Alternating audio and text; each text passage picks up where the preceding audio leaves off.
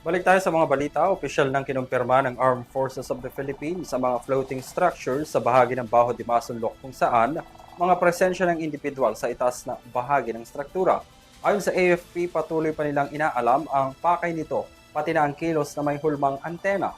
Narito ang iba pang detalye sa report ni Alvin Pelobelli. Kinumpirma ng National Task Force for the West Philippine Sea ang impormasyon na iniulat ni Armed Forces of the Philippines o AFP Chief of Staff General Romeo Bronner Jr. na mayroong namataang presensya ng floating structure sa bahagi ng Baho de Masinloc o mas kilala ring Scarborough Shoal. Ayon sa task force, batay sa aerial monitoring ng mga ahensya, makikita ang 6x6 meter na floating structure na hugis antena. Sa pinakahuling imagery na nakuha ng AFP, parehong mayroong personalidad sa taas ng struktura. At batay sa pinakahuling monitoring ng Philippine Coast Guard, makikita ang platform sa bahagi ng Scarborough Shoal na mayroong sakay na mga individual. Patuloy ngayon na inaalam ng pamahalaan ng pakay, implikasyon ng paglalagay at mga aktibidad ng naturang structure sa shoal.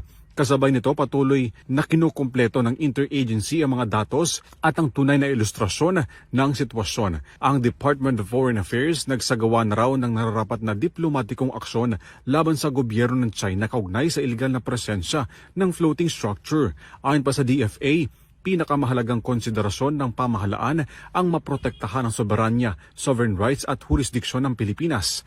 Kasabay naman ng ika-128 taong anibersaryo ng Philippine Navy, binigyang halaga ni Pangulong Ferdinand Marcos Jr. ang mahalagang papel ng maritime defense sa pagprotekta ng soberanya, economic lifelines at stabilidad sa rehiyon. Inatasan din ng Pangulo ang Philippine Navy na palakasin ang kapasidad at palilimin ang pakikipag-ugnayan sa depensa sa gitna ng nagbabagong security challenges at maprotektahan ang interes ng Manila sa West Philippine Sea. Amidst evolving security challenges that require even greater vigilance, strengthening the Philippine Navy's capabilities remains essential to protecting our interests in the West Philippine Sea in light of the broader realities of our time.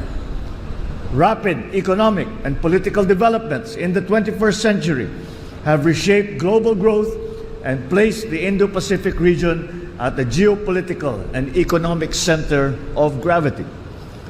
The seas around us are arenas of competition and of conflict. Global instability, shifting alliances, and emerging threats demand that we maintain a resilient maritime defense posture. Para sa EuroTV News, Alvin Pelobello sumasaludo sa bawat Pilipino.